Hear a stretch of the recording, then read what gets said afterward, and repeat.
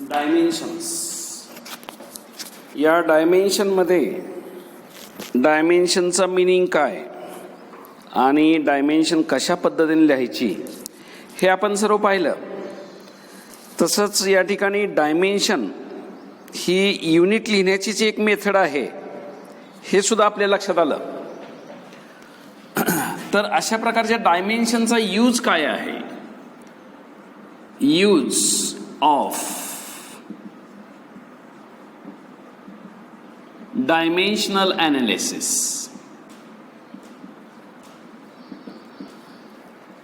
डायमेन्शनचा use काय आहे? तर पहिला यूज आहे to verify truth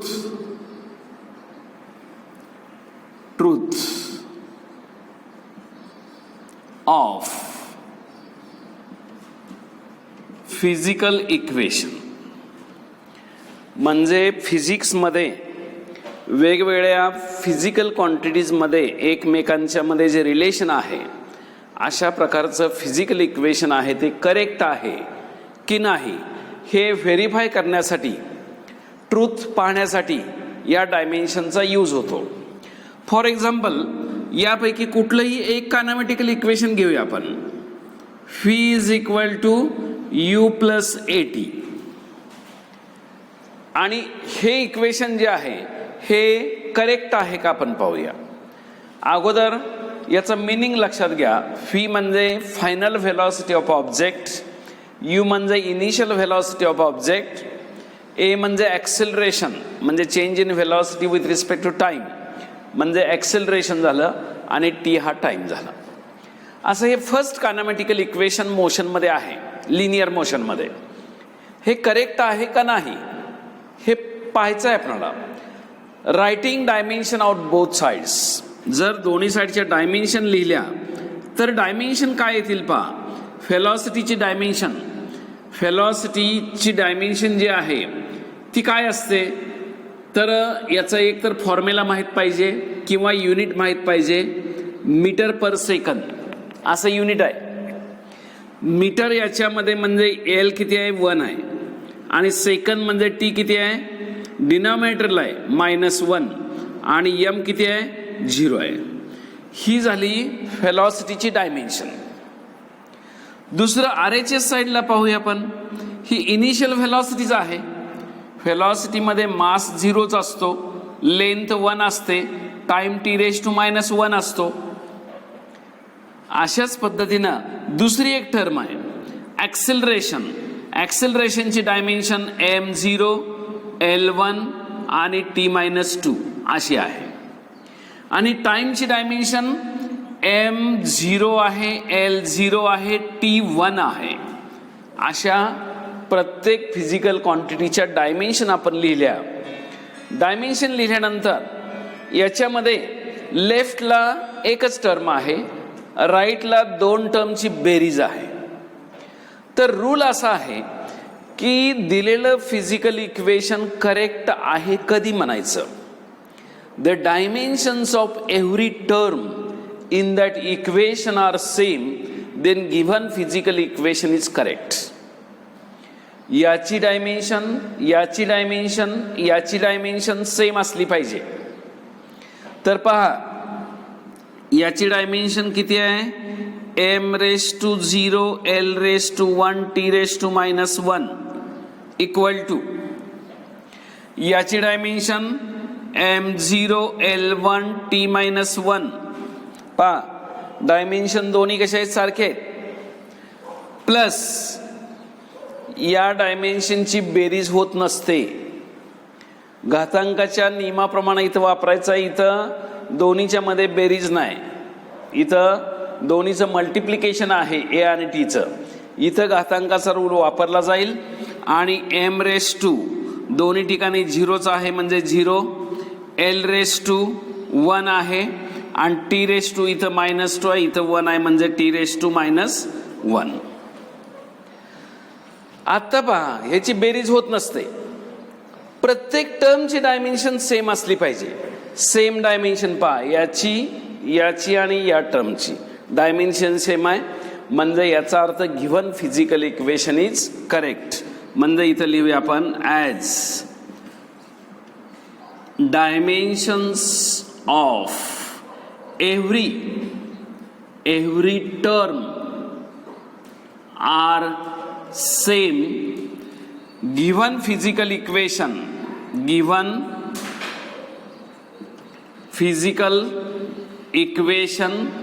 is correct. तर असा पहिला यूज झाला. आता दुसरा यूज पाहायचा आहे आपणाला. दुसरा यूज आहे to obtain conversion factor between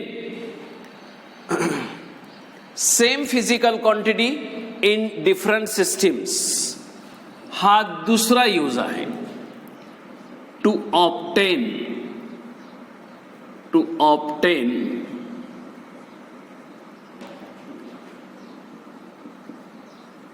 conversion factor between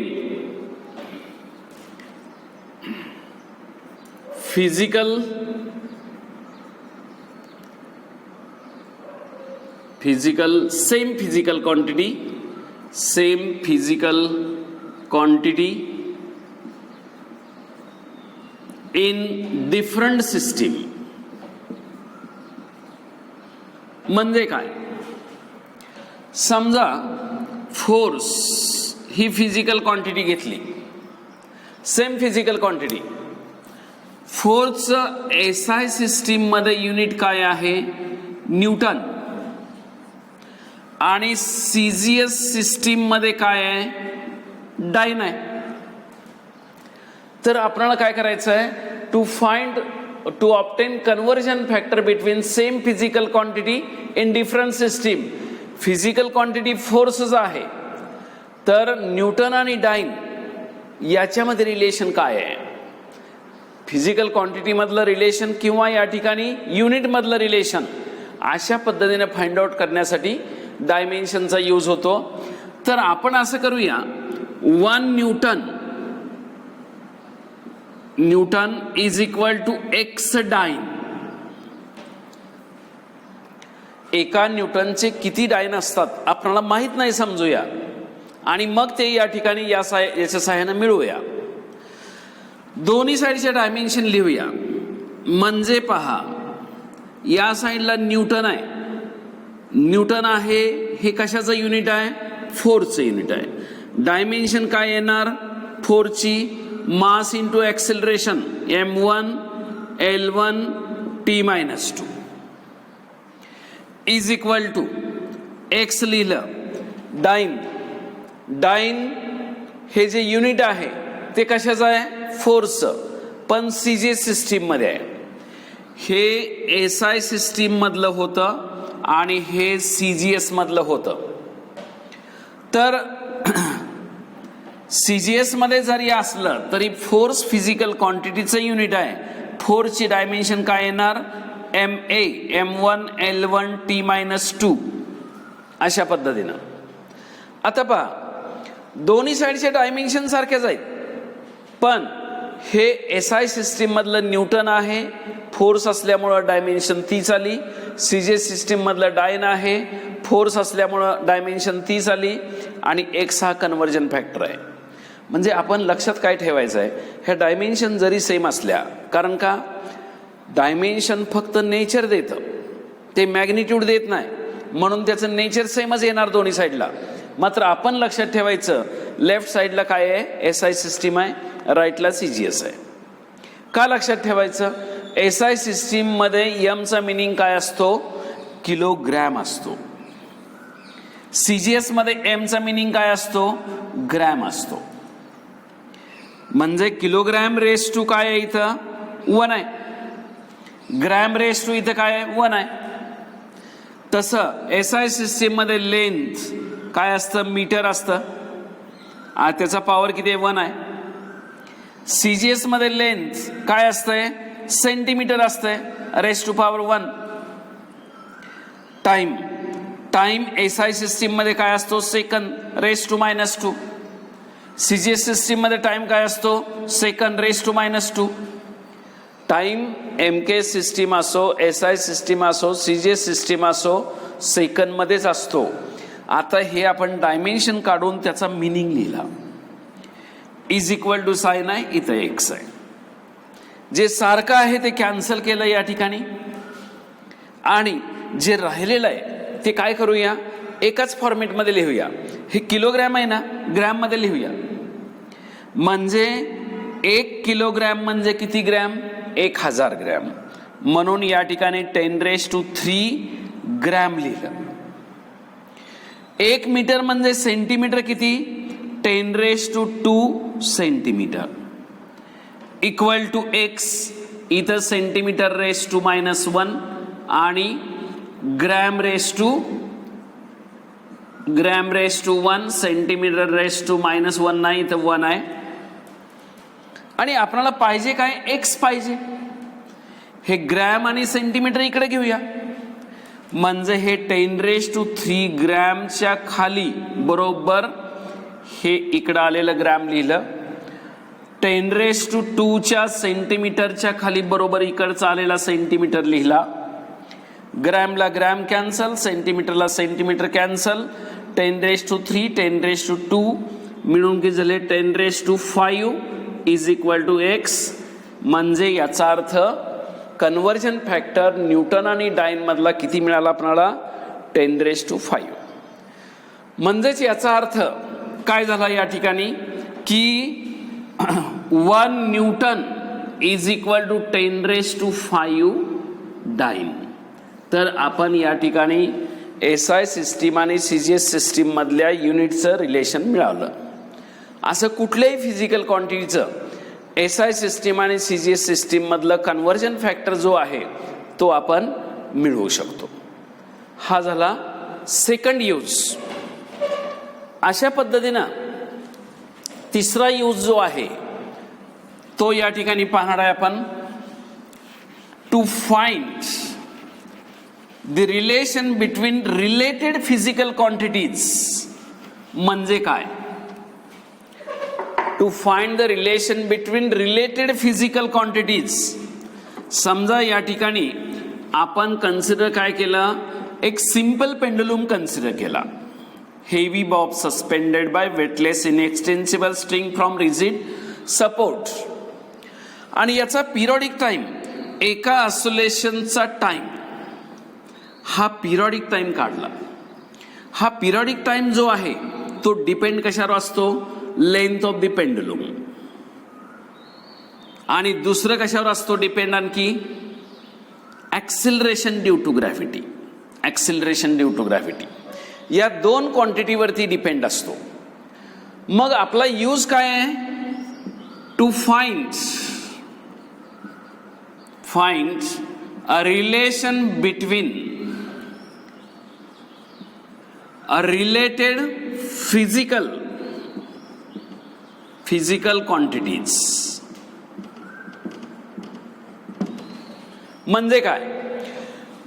periodic time depends upon length of the pendulum and acceleration due to gravity. मग या तिन्हींच्या मध्ये काय रिलेशन आहे हे आपल्याला मिळवायचं आहे. ते मिळवण्यासाठी काय करूया? एक इक्वेशन अप्रॉक्सिमेटली लिहूया. टी इज इक्वल टू, इथे एखादा कॉन्स्टंट असेल आणि हे एल असेल आणि हे झी असेल. मग या ठिकाणी रिलेशन कशा पद्धतीचं आहे? या एलचा स्क्वेअर असेल का रूट असेल का आणखी काय असेल आपल्याला माहित नाही. त्याचा पॉवर इथं ए लिहूया, जीचा पॉवर या ठिकाणी बी लिहूया. हा या ठिकाणी कॉन्स्टंटच आहे. ह्याचा पॉवर कुठलाही असला, रूट मध्ये असला तरी शेवटी त्याची व्हॅल्यू कॉन्स्टंटच येणार आहे. मग असं इक्वेशन लिहिल्यानंतर आपण काय करूया? याला 1 नंबर देऊया आणि मग दोन्ही साईडचे डायमेन्शन लिहूया. लेफ्टची डायमेन्शन लिहिली आपण. हा टाइम आहे. टाइम साठी डायमेन्शन लिहिताना m0 असतो, l0 असतो, t1 असतो. कॉन्स्टंटला डायमेन्शन नसते.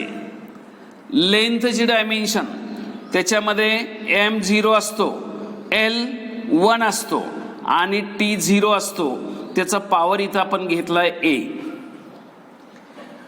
आणि जी म्हणजे ॲक्सेलरेशन ड्यू टू ग्रॅव्हिटी, म्हणजे ते ॲक्सेलरेशनच आहे. म्हणजे ॲक्सेलरेशनमध्ये m0 असतो, L1 असतो, t-2 असतो, त्याचा पॉवर आहे b. अशा पद्धतीने दोन्ही साईडच्या डायमेन्शन लिहिले आपण.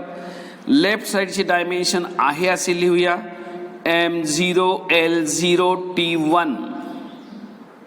t1 इज इक्वल टू, हे यांच्यामध्ये प्रॉडक्ट आहे, त्यांचं काय करूया, घातांकाची बेरीज करूया. m दोन्ही ठिकाणी काय आहे, 0 आहे. किंवा आणखी एक करूया की हे जी बेरीज करण्याच्या अगोदर एक स्टेप आपण इथं वाढवूया.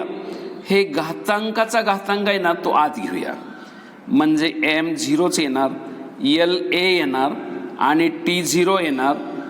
आणि इथंही असंच करूया, m0 येणार, LB येणार आणि t-2b येणार. आत्ता काय करूया, ही RHS साईड एकत्र करूया. म्हणजे काय होईल पहा, m0 L इथं आहे, इथं b आहे, a+b असं येणार. आणि t इथं 0 आहे, इथं -2b आहे.